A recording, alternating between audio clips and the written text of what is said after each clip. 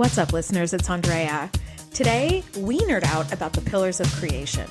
We care more about Galen than we ever did about Tasha, and we ask the question, how many times is Shereese going to roll her eyes over this one? Stay tuned.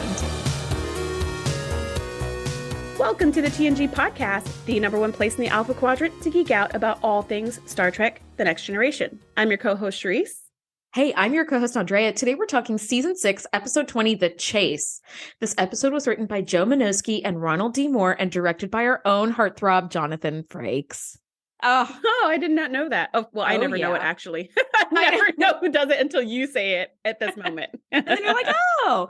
Well, listen, so in this episode, Picard tries to finish his old archaeology professor's monumental last mission, solving a puzzle that leads humans, Romulans, Klingons, and Cardassians to the secret of life in this galaxy, revealing the origin of humanoid life. Oh my God.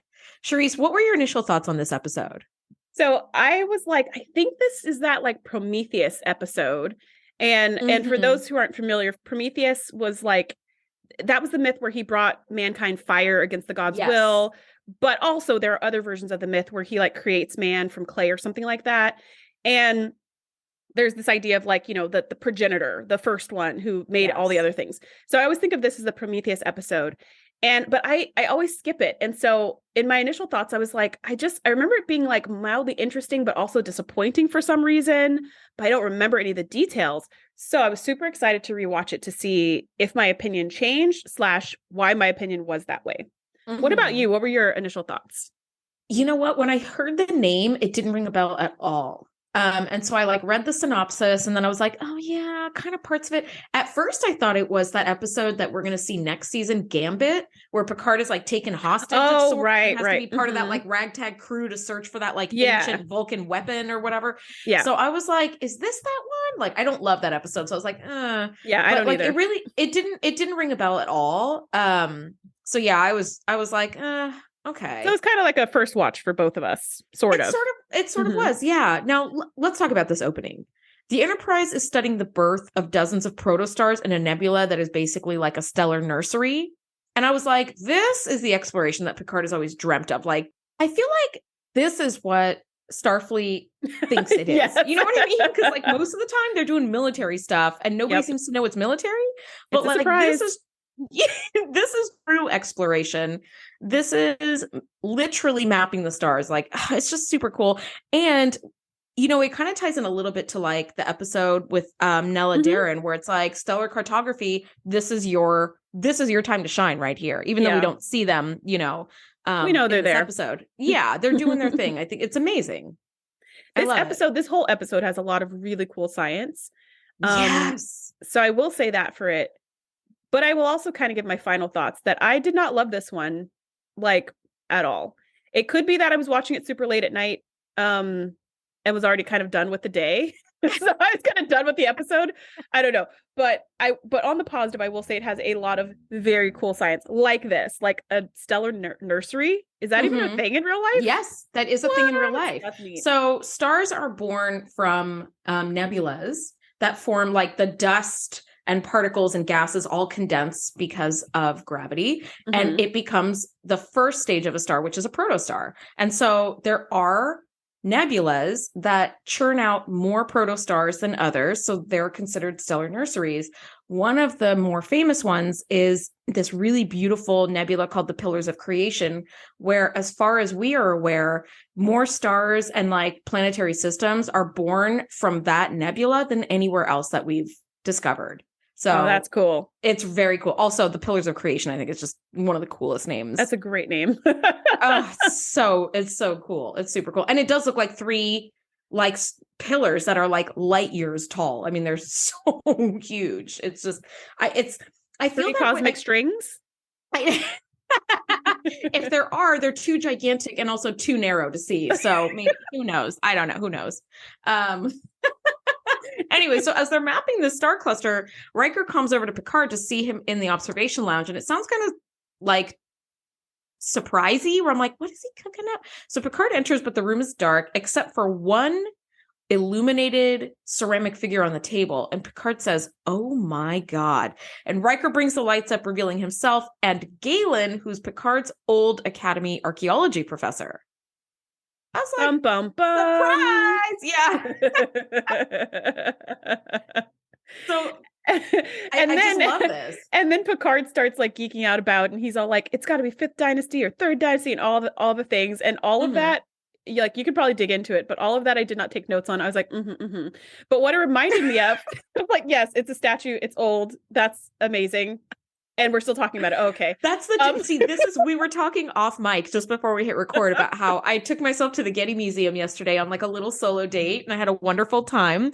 And some art pieces, I was like, and then others I would stare at for 30 minutes. And Shereese was just saying, she's like, yeah, in 30 minutes, I'm like done with the whole museum. 100%. And that was me with this statue. I was like, oh, cool, it's a statue.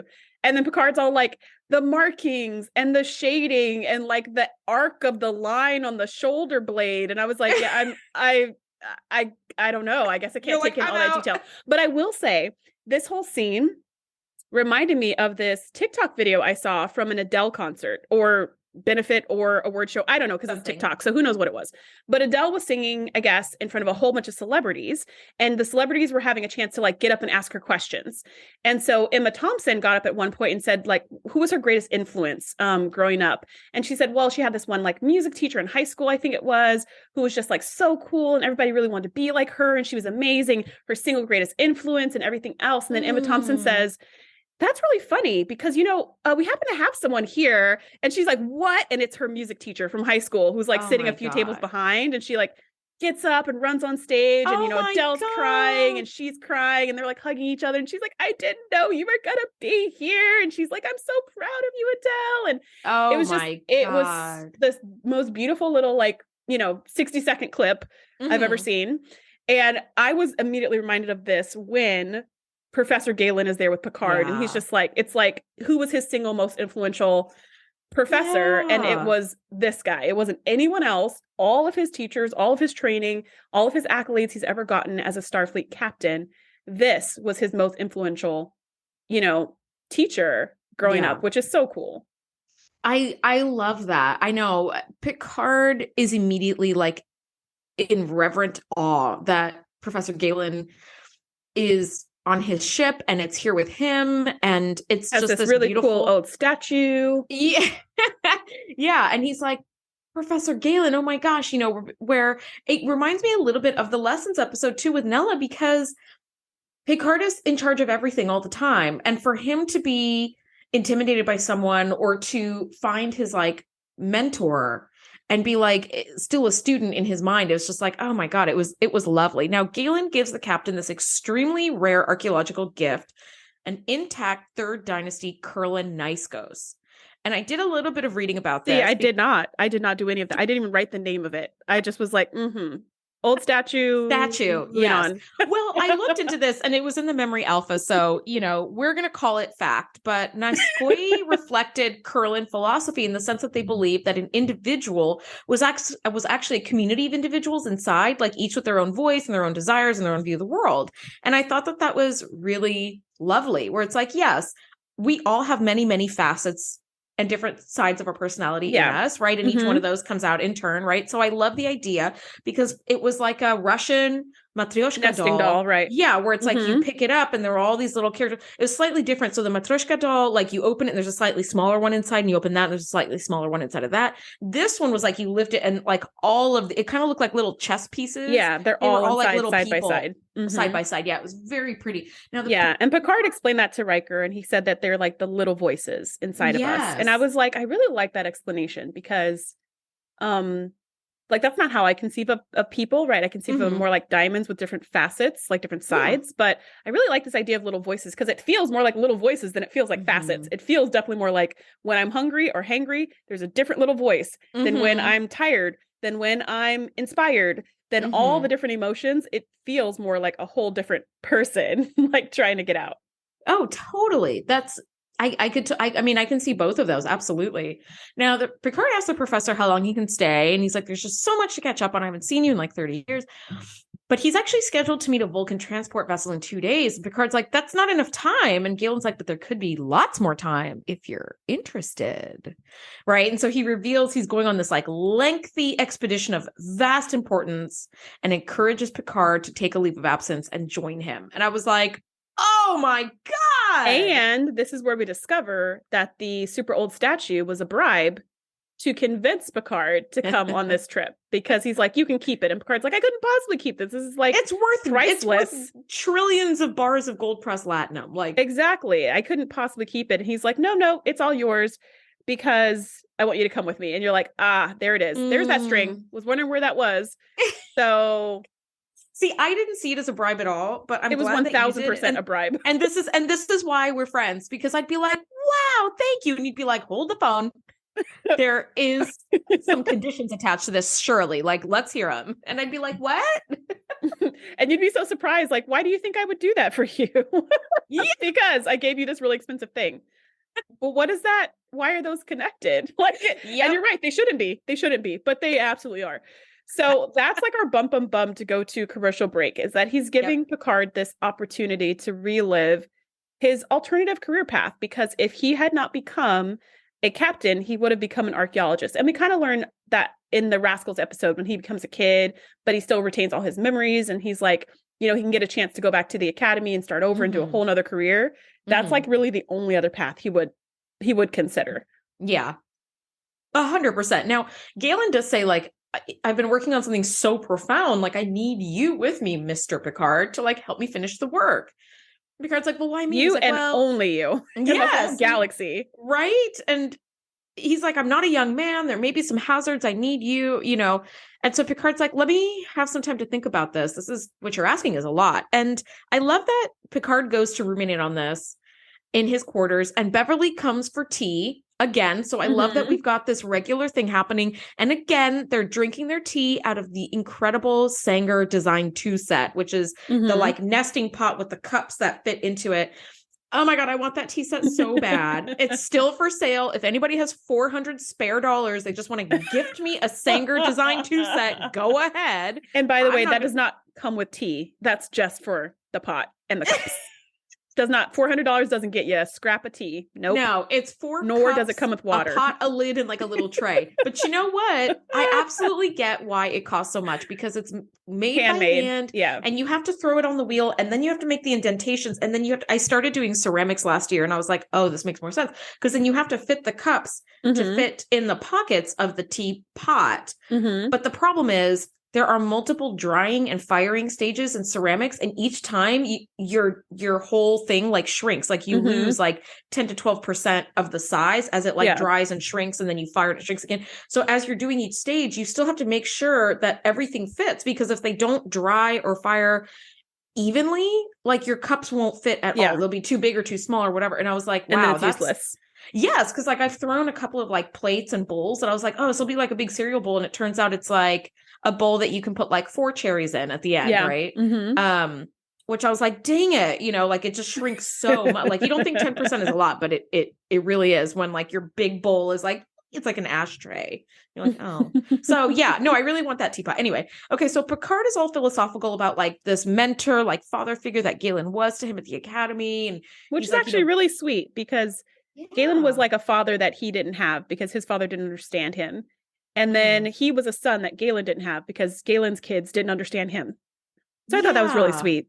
Yeah. And they didn't like, his sons didn't follow in like the family biz. And so Picard, kind of wanted to do that. And we sort of find out kind of along the way that like they parted on some sort of terms that are a little nebulous, but maybe not like the best of terms. So Picard is feeling some guilt about that. Yeah, because it sounds like Galen wanted and expected Picard to go into archaeology, into, micropaleontology, into something that he's passionate about. But he was like, nope, I'm actually going to become a captain of a starship. And so he felt like he turned his back on the only father figure he really had by not pursuing paleontology or archaeology. And now Galen's giving him a second chance. And he's just like, I wish I didn't have to say no to him twice. Because now it's like he's turning his back on him twice. Again. And then he's like, I wish he never came to the ship. Like, I wish none of this ever happened, because now I have to hurt his feelings, which again is like just really sweet. It is very sweet. And it's really a show of how much Picard cares about this person, which I think is really, really lovely. Now, Picard does go to meet Galen in like what looks like the astrometrics lab. And he's like, I can't go. Like, the Enterprise is not something I can just leave for 3 months to a year and then come back to. Like, my command will be given away to someone else. And I won't be able to come back at all. I won't. Which honestly, it's Picard. Yeah, he would. Of course he would. But absolutely take him back. But also not for the Enterprise. Being Picard, one of the things we love about Picard is that he's humble, right? He genuinely does not think he'll be given the Enterprise back, right? Mm-hmm. So he's like, I'm sorry, like I can't. Like, I'm very tempted, but I can't. And Galen is super pissed. He's like, I'm giving you the opportunity of a lifetime, and you turned it down again. You are the biggest disappointment since Cheese Whiz. And like, like he was really upset, and he storms off, and he's like, I'm leaving. And Picard's like, but you still have like another day and a half. And he's like, there's nothing for me here. And he just takes off. It's like, oh, it was so hard to watch. This scene was beautifully acted, because it was so hard to watch, especially when he goes off on Picard and tells him he's nothing because he's so hurt. And then he like pauses, he looks at the ground and goes, will you come with me? Again, like he asked him again, like, this is my final time. And Picard's already said no so many times. So now he's forcing him to be like, no again. So he's like, I'm sorry, I can't. And that's when he's like, that's it, I'm out of here. And you're just like, man, don't leave it on these terms. You guys did this already. Like, at least, I know you're disappointed and you're hurt and you're upset and no one's going to carry on your work and yada, yada. But like, this is the only son that you have, the person you've connected with the most. Your son figure, yeah. And this is how you're going to leave it and just like storm off. I mean, obviously with their kind of relationship, that given time, they would be friends again. But man, it was hard to watch. It was hard to watch. Like, my feelings were hurt for both of them. I know. And they haven't maintained contact forever because Galen has become this like famous recluse, right? So it's not like we'll be in touch and we'll talk next week and it'll be okay. Right. No, like, I don't know when I'm ever going to see you again. Like, it could be another 30 years or it could be and he's already old, right? Yeah. So Picard like is resuming his mission to this conference. Yeah. And he's like, I got to admit, like in his personal log, he's like, I admit I've lost some of the zest for the job now.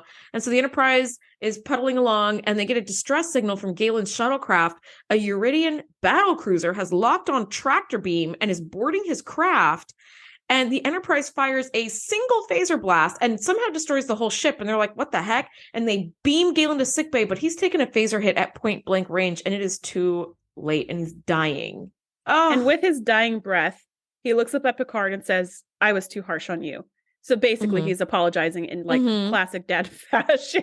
Yes. And that's how they left it. So at least they didn't leave it with my last words, were like an angry fight. It was like, I was too harsh on you. Like, it's all forgiven.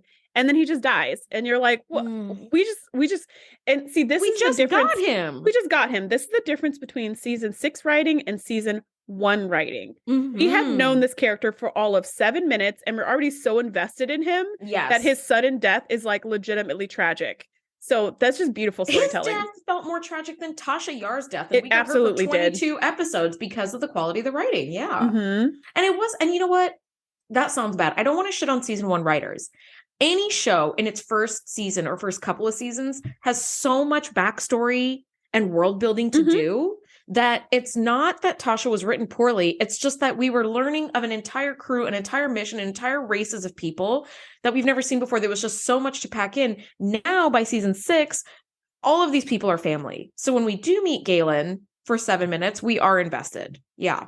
So I don't want to be shit. I'm not trying to shit all over season 1 writers. So season 1 had some good stuff in there. But I do think it was rough. But I do think the character of Tasha Yar, as you pointed out before, and the character of Worf were like the same character. Yeah, they were, and they were still kind of like, I don't know what we're doing with these people. So I don't think the writing of them was super great. But I do think had Tasha stayed on the show, the writing would have improved, and she would have been absolutely amazing. Just like Troy. Troy is clutch. Like, I love her beyond words now. But season 1, they just didn't know what to do with her. So they didn't. So had she stayed, it would have been amazing. But since she died before there was like meat on the bone, it just was such a pointless death. Yeah. Whereas this doesn't feel pointless. This feels like this death has to have something to do with his work. Like, it feels like it has a very specific he's been cause and effect in a shuttle that couldn't defend itself. Yeah, so now it's a mystery. Yeah, now we've got a mystery in our hands. So turns out the Uridians were trying to access the shuttle's computer files and access Galen's work. Geordi was able to find 19 blocks of numbers in the computer files. And he's like, these blocks of numbers, it's like, it kind of looks like digits of pi. It's like blocks of like 5 or 6 numbers and 19 different blocks of these. So it's like, what are we looking at? And Picard is like, wait, the Uridians are information dealers. So they may have been selling the number blocks to someone else. But he checks with Worf and no transmission was detected before the ship was destroyed. So it looks like they were headed to like Rua 4 or something. And so now they're like, okay, now we have this mystery in our hands. And Picard is like, we're going to go retrace these steps and figure out where the professor was either going or where he had just been to figure out what we can, We need to get to the bottom of this pointless death. Yeah, and we're not going to mention all the people we just murdered because, self-defense of Galen. Okay, yes. So we're gonna forget about that, but we are gonna get to the bottom of Galen's death because his death is meaningful. The Uridians, who cares? Is meaningful, and so there, Riker's like, "Sir," but the conference, and he's just like, "I don't care," full steam ahead. And so they're like, "Yes, sir." And then Troy comes in privately and tries to say the same thing of like, "Sir," but the conference, and like, I know you're really sad about all this that happened between the two of you, but it's not your fault. And this conference has been scheduled for a long time. And, you are waiting for you. And we find that he's supposed to be mitigating some kind of conflict at this conference. So it's not just like a conference to learn about whatever stellar cartography, but it's a conference for him to come and do some kind of peace talks or something. So it is kind of important. But he's just like, I could not care less about this conference. Like, I don't care if some delegates are inconvenienced. We're going to get to the bottom of this, and this has nothing to do with guilt. Get out of my ready room. And Troy's just like, yes, sir. And then Picard's like, maybe it has a little bit to do with guilt. You see him sitting there like all mad, but also kind of like, wow, that reaction was a lot. Like, you've been going off on people.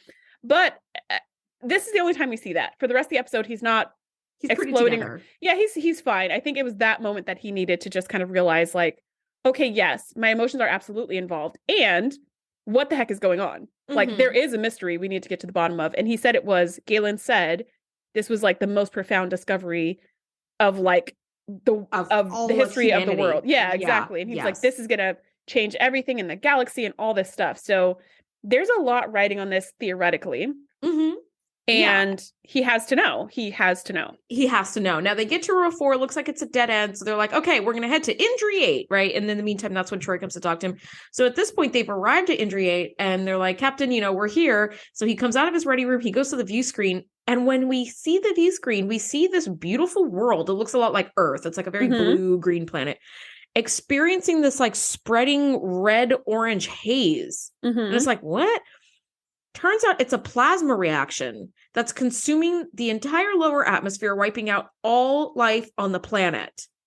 And so I was like, oh my God, the plot now thickens. Like, they're clearly on the right track of some gigantic mystery. It gave me shades of like, Where in the World is Carmen Sandiego that I used to play when I was a little kid on the old computers, the old computers when I was a kid. Oh yeah. And it Oregon was Trail computers. the green screen Macintosh Oregon Trail computers. And we also played Carmen Sandiego in the computer lab at school. Those were like the highlights of my whole school year. Yeah. And it's like, you're on the right track where like in the computer game, you see like the bad guy's like foot peeking around the corner. And it's like, you just missed him. Like, you're on the right track, right? But then you go to like Paraguay and they're like, sorry, haven't seen anybody of that description. And you're like, dang it. Okay, back to like back to France. Back to Copenhagen or something. Yeah. So this is what it feels like. Oh man, I wish this was more Carmen Sandiego than what the episode was, because I really like Carmen Sandiego also. But this episode, I don't know. I mean, it has some good points, lots of cool science. We get to see some cool aliens, and I do like that. But overall, I won't be adding this to my rewatch list. See, I have a different final thought, but I'll get to it when we final thought. But yeah, so the plot thickens. Like, something has killed all life on the planet, which, first of all, the amount of power that takes is incredible and terrifying. I wanted people to take a pause and be like, wait, this technology exists to just destroy all life on a planet? It's a star destroyer, but without all the energy required of a star destroyer. Like, you start a plasma reaction, then you go away, and the plasma reaction is a chain reaction, so it just goes to completion. It's awful. It's terrible. It is a great and terrible power, yes. And no one batted an eyelash. They were like, I wonder why that happened. Well, anyways. Well, here's the thing. Riker does ask the question that answers the question I had in my mind, because I was like, did everybody down there just die? Riker says, why would someone want to wipe out all life on an uninhabited planet with no strategic use? right? And I was like, oh, thank God it was uninhabited by like animals. It seemed like simple bacteria and life forms, maybe some early plants or something. But I was like, okay, you guys wiped out a bunch of like bacteria, but still, it's like, yeah, it wiped out all like somebody was definitely cleaning up after themselves. And it's like, okay. It's very crystalline entity, but the crystalline entity did it for like food and nutrients. Yes. This is just like senseless. Again, like Galen's death. It's just very senseless. Very, very senseless, right? So they were like, it has to do something with these number blocks. So let's get back to looking at the numbers. And it turns out the numbers, and this is the science part I love in this episode, the numbers correspond to amino acid sequences of DNA. And I was like, oh my God, like each fragment of DNA is from a different life form scattered across the galaxy on 19 different worlds. Like, why would the professor be collecting like DNA fragments? And they discovered that because they were like, okay, like when Riker asked that question, they were like, Picard responded with, well, maybe Professor Galen's work had something to do with biological life. And that's when they said, well, let's run these number blocks against biological patterns in the computer, because this planet was destroyed so that we couldn't get any samples of biological life, apparently, because now they're all gone. So with that, they put it into the computer and boom, DNA popped out, which is so cool.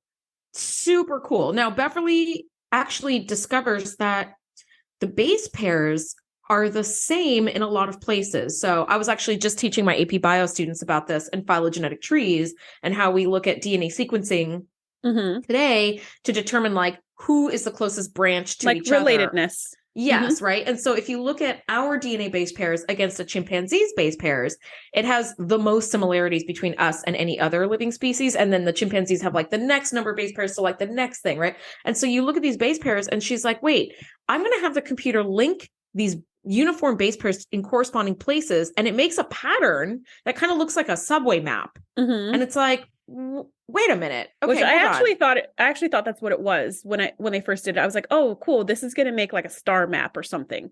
But it didn't. It was just like, this is just like the pattern right now. And then Geordi was like, I think he said this earlier before they tried the biological approach, where he said it's, this is clearly, oh no, it was after this, where he's like, this is clearly an algorithm. Like when he looked at it, he was like, oh, it's a program. And I was like, it just looks to me like a subway map or like a cool puzzle. I mean, but I wouldn't bring any meaning out of it.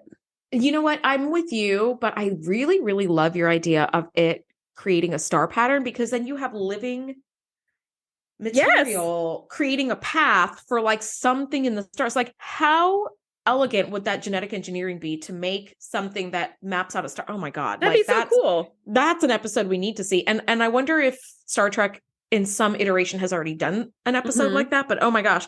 Well, it does end up becoming something like that. So yeah, it kind of does. They do it, but that's what I thought this was already. Yeah. Now it looks like it's an algorithm for something, but what? And Beverly's like, well, the main amino acid sequence, the main one, has been found on Earth, is on every living thing since life began on our planet. And all the other sequences are like not that far behind, like timescale wise. So someone must have written this program over 4 billion years ago, because we now know that like Earth formed roughly like 4.6 billion years ago. And so it's like, okay, if this amino acid sequence is present in even our earliest forms of life on Earth, all the way up to today, this program had to have been written before the formation of the Earth 4 billion years ago.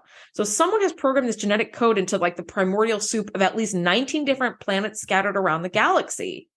This is where I'm like, oh my God, this plot is just thickening. I think it's so cool. It is so cool. I'm just, I love how you're geeking out, and it is really cool. And I feel exactly the same as really hard, which is awesome. And I feel the same as I felt last night. I'm just like, yeah, neat. But I don't know. I just hold the phone. This is so cool. I think it's because it's not applied. About it with me. No. I think it's just because it's not applied. I think to me, it just feels more like just interesting facts. It feels like, wow, did you know this nebula gets really, really hot that it can melt your skin? It's kind of like, okay, cool. Like, it's interesting. It's very interesting, but it's not a story. It's just, it's a fact. And so with all this kind of really cool technology, which I'm loving, I had this feeling of like, okay, tell me this and tell me how this relates to like a cool story. But the story is this. The story is, what is this? What's the mystery? Why is this a thing? What was Galen doing? And I'm curious, but I just feel like the ending of it just didn't satisfy that need for me. It wasn't like, oh my gosh, that's what it was. whoa, like I didn't have that reaction at the end. The first time I saw it, I didn't have that reaction. I was like, what? Every time I watch it, I'm always like, actually, there's no every time. Every time I forget what this episode is, and then I start to rewatch it, I'm like, whoa, let's just back out. Keep it moving. Yeah, but the science of it is, it's a ton of interesting facts. This to me is like the Museum of Natural History. We're walking through and we're learning facts, and facts are cool. But to me, it's not a story, but they're super interesting. And I love that everything they're saying sounds plausible to me. I'm like, it totally tracks. I'd buy that. If this were a mystery we would have to solve, this is how we would solve it. It's 100% like a standing operating procedure for if you have this mystery, this is the SOP you follow. One of the missing fragments turns out was on Indri 8, which is why life was destroyed. So it's like, oh, for me, I'm like, this gets better and better. Like we were here to collect a DNA sample of some life here, and somebody beat us to it by like an hour, it seems like, and then started this plasma reaction to destroy all life and then took off. And it's like, oh crap. That's crazy. Yeah. Why aren't we more worried about this technology, this world destroying technology? It's like, there's so much just like death in this episode. And it's just like, well, anyways, on to the mystery. Yeah, you are right. Where it's like, hold the phone. Does everybody have the ability to destroy all life? Right. Is this a thing that we all know about? I would be freaking out if a starship showed up in my atmosphere and I was like, we better do whatever they say because they're going to start a plasma reaction. It's going to kill us all. Terrifying. Freaking terrifying. But anyways, that's not what this episode's about. So it's not scary at all. Yeah, they're not remotely worried about that technology. So Bev and Picard have been at it for hours, and she's like, maybe we just need to get some rest. Like we're exhausted. And Picard looks at one of the little figurines and he's like, I was in the neighborhood. Professor Galen said, I was in the neighborhood when I came across the Kurlan Niskos. Yeah, that cool statue. And so he's like, wait, there's only one place in that star system, in the Kurlan system, that has life. Lauren 3, set a course, maximum warp. Like, let's go, warp 9.9, let's go. They get there and bam, the Cardassians are already there. Two of them. Two ships. Yeah. And they're like, hello, Starfleet. This conversation was doing so great because the Cardassian captain, whose name she probably says, but I don't remember. Gal Osset. Okay, Gal Osset. She's like, state your name and your business. And Picard's like, he states his name and he's like, and I don't answer to you. I don't tell you anything. This is not Cardassian space. And she's like, it's not Federation space. And they're just both like, I love this whole conversation where it's just like, I don't know. It's like very diplomatic threats. And then she says, that. She says, well, I seem to notice, because he's just like, I don't answer to you. And she's like, that's true. But I seem to notice that there are 2 of my ships and 1 of yours. Or have I done the math wrong? And he's just like, no, you've done it right. But we're here for a scientific exploration or whatever. And she's like, well, then you won't mind pushing that off for a couple of days until we're finished here. And he's like, I'm not going anywhere. And you're just like, ooh, what's going to happen? Like, this part was exciting.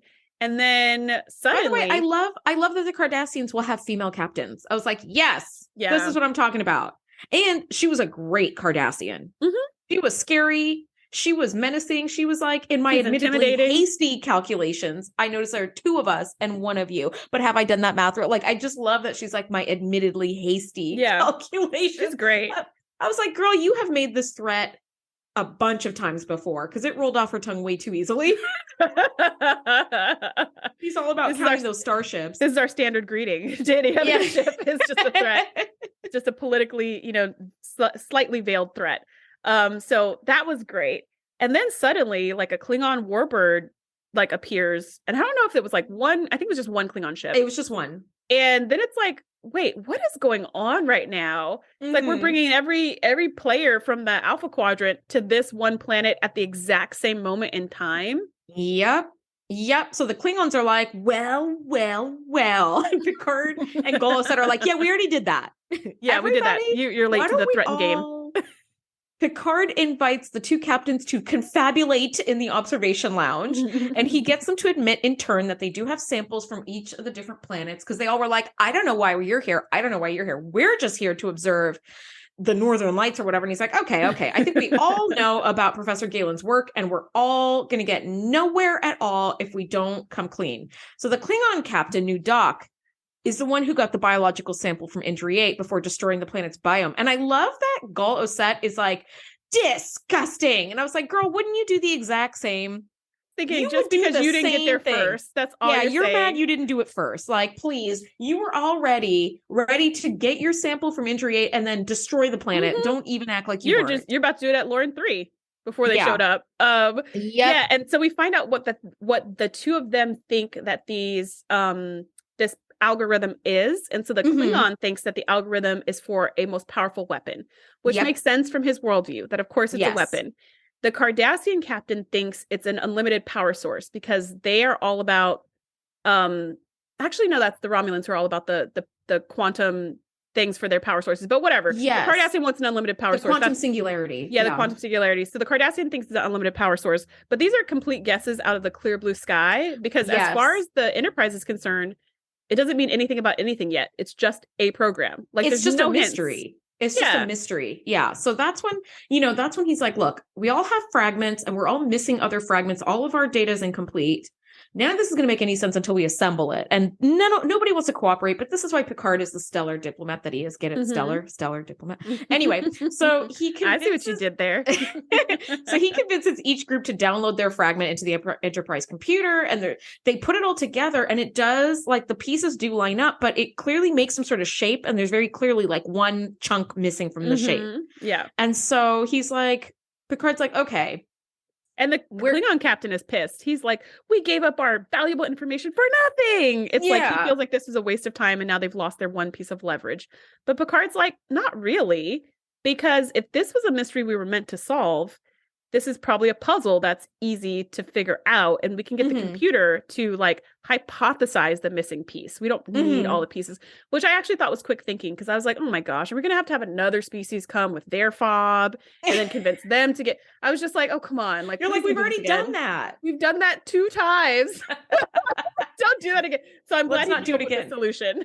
Right. So it's going to take several hours for the computer to extrapolate where the next fragment may be. In the meantime, Picard's like, goal is set. New Doc, you guys are welcome to stay on board. And New Doc is like, I will. So he goes off and finds Data in 10 Forward and challenges him to a Klingon arm wrestling contest, which as one is ought to do. Yes. Which Data handily wins in about 0.1 seconds. Yeah. Did you see handily? Get it? Handily won. Anyway, so this captain...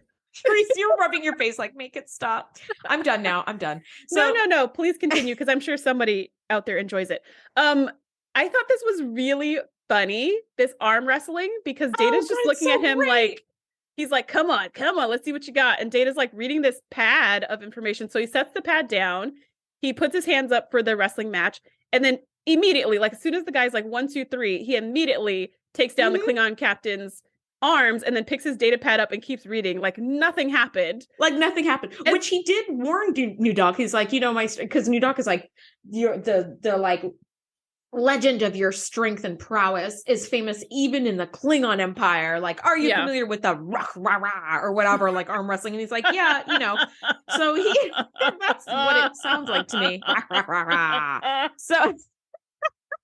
So the captain loses, New Doc loses immediately to Data, and Data just goes right back to his data pad. Like, and it's so humiliating because it's not even like Data's not even going to gloat or anything. He just ignores him after that, which is completely. And so he's so embarrassed. Like, how dare you? He decided the next best thing to do was to headbutt Data, but Data's head is obviously made of like vibranium and unobtainium. So he ends up just knocking himself backwards into the wall, which and is Data even funnier. Goes right back to his data pad. It's like, Data again, you're not even worth my time. He looks up and he goes, my spine is reinforced, blah, blah, blah. And my skull is also blah, blah, blah. And he's like, yeah, made of vibranium.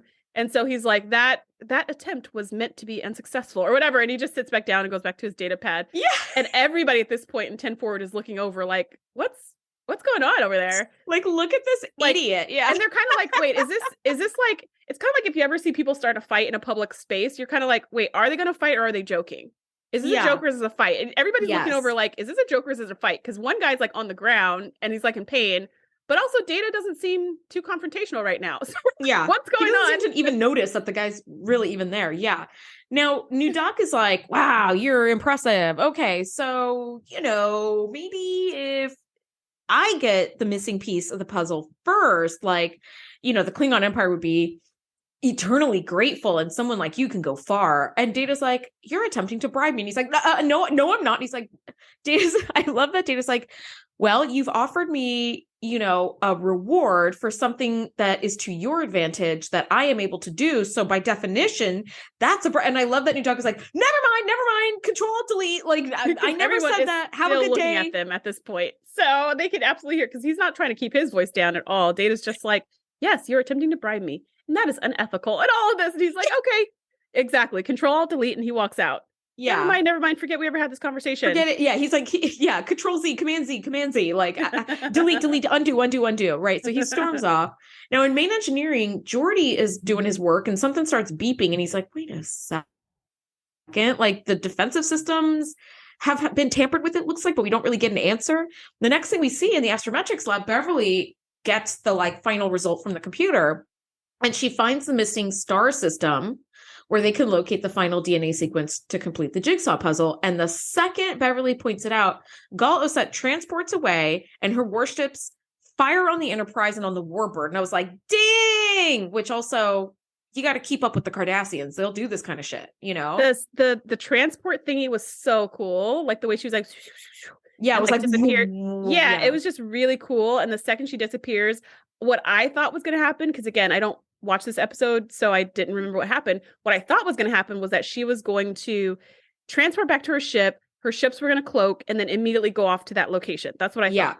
But they didn't. They started firing. And I was like, wait, what the heck? They're firing. I thought they were going to like leave. Well, remember, Cardassians don't have cloaking technology. Oh, I did not remember that. Yeah, they wouldn't be able. I thought everybody had it except for, because the Klingons have it. The Klingons and the Romulans have it. But not the Cardassians as far as we see so far. Maybe they have it in like later variations of Star Trek. But Riker is on the bridge and he's like, oh, okay. Yeah, you're right. I might have to look that you're one right. up. I think you're right. I just assumed everyone had it except for the Federation. Which, by the way, if the Federation has such leverage in all these different star systems, when people are trying to become part of the Federation, I feel like one of those package deals need to be like, yeah, you can be part of the Federation, but we also need that cloaking technology, because I know we're all trying to stand on this moral leg and be like, we do the right thing, but also you are way behind because everybody has freaking cloaking technology but you. Remember when we get the episode, the Pegasus, which I love that episode so that's much. When we find out that the cloaking technology, they signed a treaty that they would no longer pursue cloaking technology after like the Cardassian or the Romulan War. One of the wars, they signed a treaty saying they would not develop cloaking technology. So they have chosen, the Federation has chosen to be behind the times in that exactly one and only one area of technology. Yeah, which is kind of like stupid leg to stand on. I agree. I feel like the technology we should probably ban is that world destroying technology from about 10 minutes ago. Yeah, like maybe let's not have that. Let's maybe not have plasma reactions in atmospheres. Yeah, cloaking, we should have that. Like we should all have really that. It's not. There's no advantage to us not having it. Like, anyways, okay, but that's what I thought was going to happen, and that's not what happened. She started firing like crazy on everybody, and I was like, what is she going to do? Is she just trying to like disable them? And I was like, wait a minute, is she trying to destroy them? Because that's messed up. Right? She's like, I got the puzzle piece. Pew, pew, pew. Yeah, but she doesn't try to destroy them. They just like, I guess they pull some kind of trick where they pretend like their whole ship has been disabled or something, and the Cardassian ships fly away. And then they're like, okay, we're actually fine. That was, we knew that was coming. And turns out they gave the Cardassian captain the wrong coordinates. Yes, because Riker's like, let's make this look good. And I was like, oh my God. Okay, so they were in on it. Thank God Geordi discovered this whole thing. Yeah, they discovered Osset's plan before revealing the location of the star system, and they just did it all for show. So they're like, run inertial dampers, and it made it like look like they had lost power. Yeah, but they had actually found the right place. Yes, they had. They just didn't give it to her. Purposely pointed out the wrong planet because they had deduced like Osset's plan. So I was like, you got some smart cookies running this ship. Yep. Yeah. That's some good subterfuge. So then they're like, well, that's not going to trick them for long. It's not going to take them long to realize that that planet has nothing to do with this mystery. So let's go warp 9.9. So they go to the right place. And they end up taking... did you know, hold on, before that, New Doc is like, thank you, Captain. Like, he's trying to beam over to his ship, and the Klingon ship is like, they need minor repairs. It's going to be like an hour. And I love that New Doc is like, you dishonorable Toba! Picard's like, you can come with us if you want, because he ends up using that insult again. Yeah, later on the planet. I think he used it when he first showed up. He was like, that was his insult opening. Yes, it was like, so what are you Tobas doing? You're like, okay. Yes. Okay. So they make haste for Vilmore 2, which is their actual location. Data detects a small bed of primordial life, like some lichens in a cave. Mm-hmm. So Riker has like Worf, Beverly, Picard, and New Doc beam right to it. And of course, 7 seconds later, the Cardassians show up. And I love that New Doc sees Gol Osset and immediately is like, you dishonorable Toba! Like, this is your go-to worst insult. Like, LOL. Then, oh my God, girl, the Romulans show up to the party. They've been watching this whole thing from the start. They've got disruptors leveled and are ready to get to the answer to this. So it turns out the Romulans... You froze for a second. Yeah.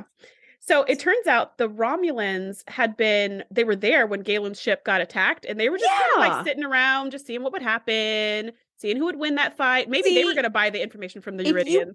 But I feel like if you wanted the research so badly, why not just intervene and take Galen prisoner and just get the information directly from them? Well, they might have hired the Uridians, because the whole thing was the Uridians were information brokers.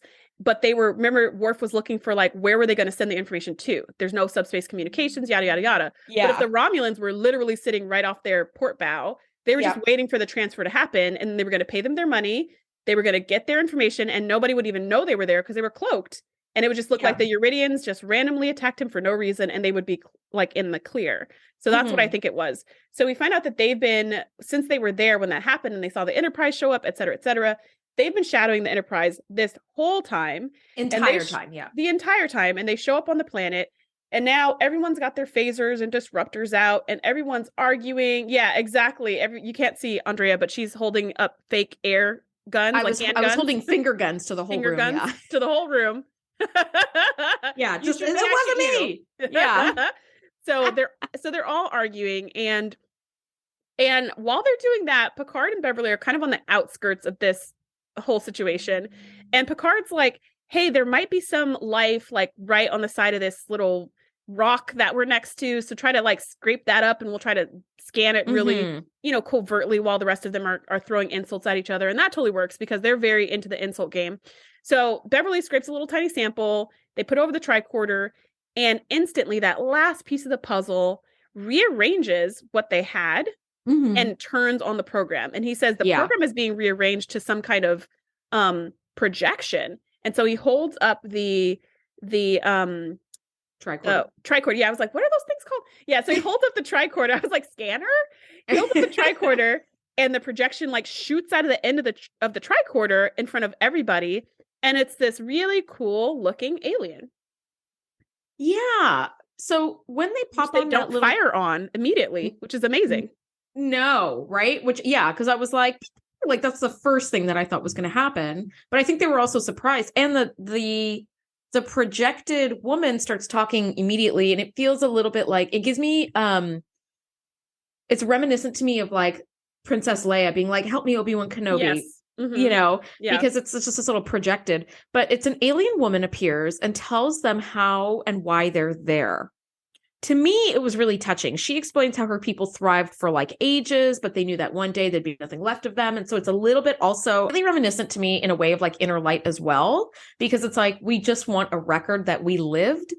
So what they did was like, when they realized that like there would be nothing left of them to remember, like one day, they seeded dozens of worlds that were at the infancy of life with a copy of their own like DNA so that they could live on in a way. And there's something of her species in each of them and something of each other in each other. So it's like, it was their hope that like different species would have to come together to solve the puzzle. And if you're seeing me and hearing me right now, you have succeeded. And of course, while all this is happening, all the different aliens are like kind of lowering their weapons and looking like ashamed of themselves, except for Starfleet, because they're perfect and never did anything wrong ever. So I love that Beverly and Picard are like, we knew it. We knew we had to do the right thing. And everybody else is like, oh, I guess I shouldn't have destroyed all life on a planet to be good. Okay.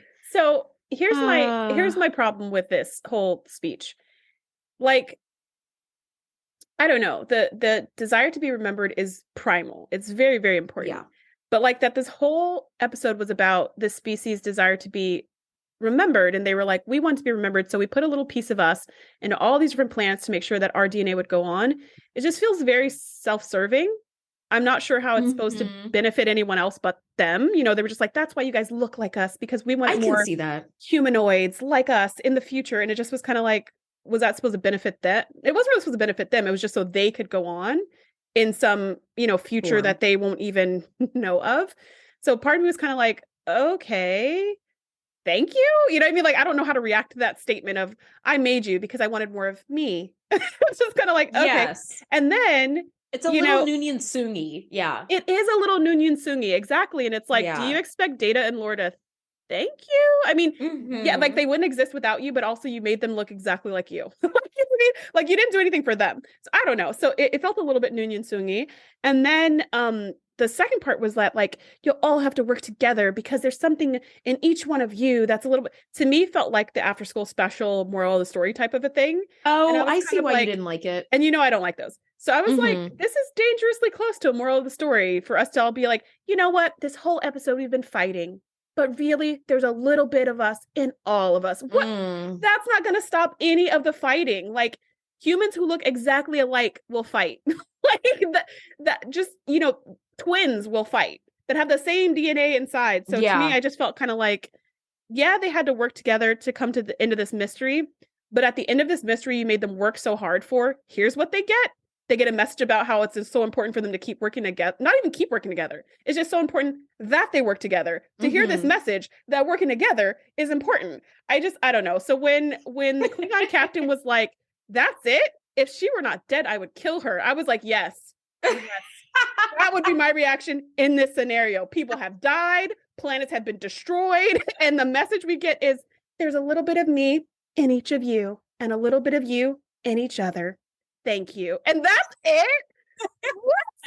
And I was like, wow, how lovely. I was like, oh, you know what? You know why I liked it? I see it is totally after school specially. And I love that he's like, if she were not dead already, I would kill her. And I was like, that is such a freaking Klingon thing to say. And because the last thing she says is, remember us, and fades away. And he's like, that's all? Like, he's such a bull in a china shop. And I mean, it wasn't a weapon. It wasn't a power source, but it was just a message. Yeah. It was just a message. It was just a message. And it's like, I don't know if they can ever replay this message or if there was a one-time shot. Is it self-destruct, right? Right. I feel like, do we have to go back? Is it like one of those games where now we have to start at the beginning and get all the samples again? Ironically, the message self-destructs on that planet and wipes out the last bit of life needed for the jigsaw puzzle. That was what we in the business call an oopsie. Critical oversight. That was one step we didn't plan for. Now that you've all worked together, we're going to destroy you. Yeah. Anyways. So all the races start bickering because they're like, you know, Galen said, it's like, that is such a Klingon thing to say. Rah! You know, they all kind of just like all beam away, rolling their eyes. Now, above the planet, the Enterprise is returning to Federation space in a couple of days. They've got some repairs to do as a result of like, they're zipping around at maximum warp the last few days. So it's like, it's going to be a few hours, you know, or a few days. Like, we're just going to hang here. And Beverly and Picard meet for breakfast and ponder their findings. And off she goes to have her start her day. And the Romulan ship sends a message for the captain. And it says, it would seem that we are not completely dissimilar after all. And our hopes and our fears, well, then perhaps one day, and kind of trails off. And Picard is like, one day. And that's where the episode ends. And I also feel you must have rolled your eyes because that's also very after school. I rolled my eyes so hard because I was like, this makes no sense. First of all, we didn't even know the Romulans were here until about 5 minutes ago. So there was it would have made more sense if it was the Klingon captain, more sense if it was the Cardassian captain. But the Romulan, who like we literally just found out you were here, is like, hey, captain, turns out we're not so dissimilar in our hopes and fears. Really? Did we discuss our hopes and fears? Did we have like a beer and talk about our like, how do you know we're not dissimilar in our hopes and fears? What are you even talking about right now? It's like he's continuing a conversation they never had. They never started. I just was like, what? And then also before that, Picard and Beverly were kind of like sipping tea or whatever. And Beverly's like, wow, you've created just a wonderful legacy for Galen. And I was like, did he? What was the legacy? Like, what was the legacy? What is he gonna like beam this message back to Starfleet to be like, hey, everyone, we all have DNA from this alien species that existed 4 billion years ago. So call it the Dr. Galen's discovery. I don't know. I just was like, I was like, what's the, I don't know. And then, yeah, this after school special, I rolled my eyes so hard and I was like, whatever with that. And then the episode went off and I don't know how I was supposed to feel. Was I supposed to feel hopeful or something? Like, I just really didn't understand where this episode was going for me. Like, I didn't know where it was trying to take me. And I don't think I made it there. See, here were my final thoughts. This episode took me on such a journey. Like, so I love that I wrote that. This episode was slow and pointless. Nowhere in this episode, and you went everywhere on this episode. Yeah, you went nowhere and I went everywhere. I wrote in my final thoughts, this episode took me on such a journey. I loved every second of it. And it is by far my favorite surprise episode because it's one I've always skipped because I always forget it. Yeah. But watching you always think it's that other episode. Wow, oh my God, it's this great mystery. It's got DNA sequences. It's got a puzzle. It's got, it's got heart. It's got world-ending technology. Mm-hmm. And then at the end, you know what? Here's actually something that I really, really like about this episode. I feel that it gives a very elegant explanation as to why the main aliens that we see every week on Star Trek look so similar to humans, right? Because it's like, okay, there's only so much. That question. Yeah, right. We asked that question. We've asked it more at the kind of the beginning of our podcast in the early seasons. But it's like, why are they all humanoid? Why do they all have the same sort of body plan? Why are we all in similar places in technology for the most part? Why do we all have the same sort of body type? Why do we all look the same? Why are we in the same places technologically as well? Our ships look different, but we all sort of have like phasers and warp and stuff, for the most part cloaking, right? So it's like, we are at comparable places with these other aliens because all of these planets were seeded at the same time. So it stands to reason that in parallel, we have sort of evolved to within the same couple of hundred of years of each other, which I was like, that's pretty cool. I love that idea. And I love the Prometheus idea too, where it's like, we were seeded from another race. And I see what you mean, where it's like, it was very self-serving for that Prometheus race to be like, we wanted us to live on. So we put our DNA in different planets. It's self-serving, but it's primal. Like everybody wants that. If I had that opportunity, I would do the same too. I think like it's a way to live on and it's a way to have a legacy. I mean, that's why people have kids, like biologically. That's why people have kids. That's exactly why people have kids. That's why people who want kids and they refuse to adopt or foster and they just cannot stomach the thought of it. It's because of this Prometheus idea. And even if it's not conscious, maybe it's subconscious, but it's this idea of it has to be me. It has to be my DNA that continues. It can't be someone else. I mean, it could be someone else's, whatever, but I'm not raising that kid. I want it to be me. And to me that, because I'm such a big proponent of fostering and adopting, I'm just like, I don't get it. Like, you're not that great. Like, you're just, you're not that great where it has it's a harsh truth. Yeah. Like, why does your DNA need to live on? Like, what makes you special? Yeah. Exactly. It doesn't have to be nothing. It has to be our species, but it doesn't have to be you. It doesn't have to be me. So yeah, I think it's self-serving, but yeah, you're right. It's also, I mean, it's just, that's how everybody feels. They want to have a legacy. So I really loved it. I'm going to add it to my rewatch, but I have a feeling you won't be. That's the last thing I wrote in my notes is, this is why I never add this to my rewatch. Now I remember, because at the beginning of the episode, I was like, why do I remember just being like mildly interested, but also disappointed? I don't know why. And then I got to the end and I was like, yes, there it is. Because there's a lot of interesting stuff in it. But overall, the story for me was very disappointing. So it won't be added to my watch list. But I'm so glad you enjoyed it. I did. I really did. Now, on that note, speaking of unwatchably bad episodes, next week we are breaking down season 6, episode 21, Frame of Mind. Thank you guys so much for nerding out with us, and we'll see you next week. Bye. Thanks for geeking out with us. Be sure to join the crew at thetngpodcast.com to be the first to know when we do our live shows or host events exclusively for our members. We'll see you next time.